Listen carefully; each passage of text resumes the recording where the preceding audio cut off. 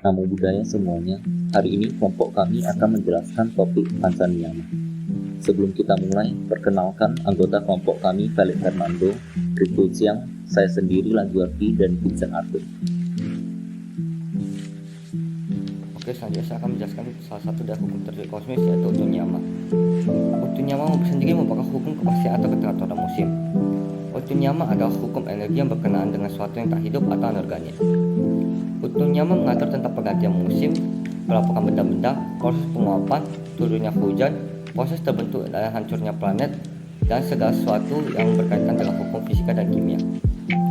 Contoh dari Utunyama yaitu hukum mengenai terbentuk dan hancurnya bumi, planet, dan galaksi.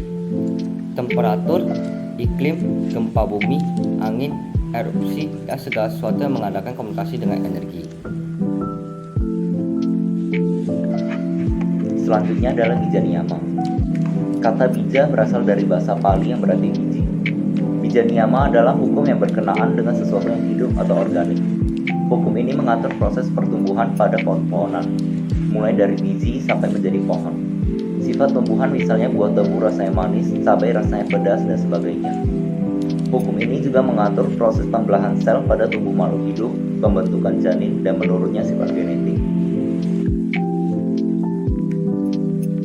Yang ketiga adalah Kamaniyama. Kamaniyama merupakan salah satu bagian dari Panchaniyama yang mengatur tentang perbuatan dan hasil yang akan diperoleh dari perbuatan tersebut. Dalam kehidupan kita sehari-hari, Kamaniyama dikenal juga sebagai hukum sebab akibat.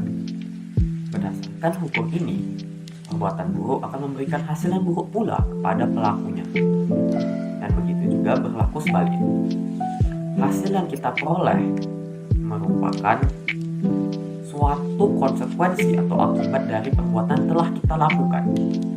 Nah, contoh Kamaniyama dalam kehidupan sehari-hari misalnya, jika kita menanam sebuah tanaman dengan baik dan sepenuh hati, tanaman tersebut suatu hari akan memberikan kita sebuah hasil yang baik juga, baik berupa produk yang bisa dikonsumsi seperti buah, ataupun tanaman tersebut akan menjadi tanaman hias yang indah dan enak untuk dipandang.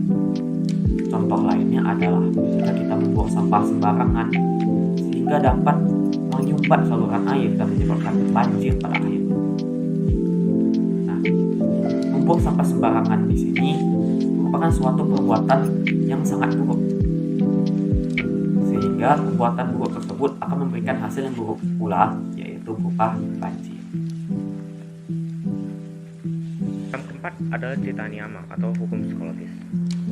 Cita Niyama ini atau hukum psikologis adalah hukum tertib mengenai proses jalannya alam pikiran atau hukum alam batina. Hukum ini juga mengatur kepastian kemunculan dan kelenyapan kesadaran. Misalnya, proses kesadaran, sifat-sifat kesadaran, kekuatan pikiran, serta fenomena-fenomena ekstrasensorik seperti telepati, kemampuan untuk mengingat hal-hal yang telah lampau, kemampuan untuk mengetahui hal-hal yang akan terjadi dalam jangka waktu pendek maupun panjang, serta kemampuan membaca pikiran orang lain. Yang kelima atau yang terakhir adalah Dhamma Niyama atau hukum alam. Dhamma Niyama sendiri terdiri atas dua kata, yaitu Dhamma dan Niyama. Dhamma yang artinya segala sesuatu dan Niyama yang artinya ketentuan hukum. Dengan demikian, Dhamma Niyama berarti hukum universal atau hukum segala hal. Hukum ini mengatur fenomena-fenomena yang berbeda dari keempat hukum sebelumnya. Seperti contoh, kejadian bumi bergetar pada saat Bodhisatta Gotama lahir, turunnya hujan panas dan dingin untuk memandikan Bodhisatta Gotama ketika lahir di dunia, dan munculnya Sang Buddha mengambil keputusan untuk memasuki Nibbana.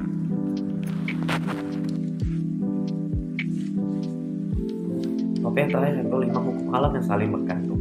Sebenarnya 5 hukum alam atau Panchaniyama yang telah kita pelajari sebelumnya tidak bekerja sendiri-sendiri. Satu peristiwa tidak hanya terjadi karena sebab yang tunggal. Meskipun salah satu sebab terlihat sangat dominan, bukan berarti tidak ada sebab-sebab lain yang menyebabkan peristiwa tersebut. Sebab-sebab tersebut saling terikat, saling mengondisikan, dan tidak dapat berdiri sendiri-sendiri. Contohnya, tanah longsor. Tanah longsor bisa menyebabkan kematian, kerugian materi, hingga penderitaan-penderitaan lainnya. Pada kejadian tersebut, ada beberapa hukum yang bekerja. Orang-orang menebang pohon, menambang dengan peledak yang dapat menyebabkan getaran dan hingga menyebabkan longsor. Hal-hal itu disebabkan oleh Kama Niyama, yaitu hukum yang mengatur tentang perbuatan dan hasil yang akan diperolehnya. Selain itu, ada juga faktor-faktor yang dapat menyebabkan longsor, seperti pengikisan oleh angin dan air, gempa bumi, dan bahkan petir. Hal tersebut diatur oleh Utu Niyama. Dan contoh yang terakhir yaitu seseorang telah mencapai jana dan memiliki kemampuan gaib setelah berlatih meditasi. Tidak hanya diatur oleh Cita Niyama saja, usaha, ketekunan, menjalani aturan moral, dan buah kebajikan masa lampau juga turut mempengaruhi.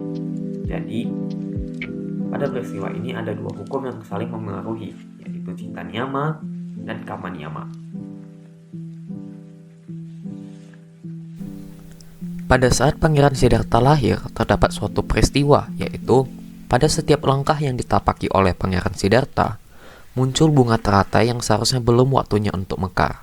Pertanyaannya, dipengaruhi oleh hukum apakah kejadian tersebut?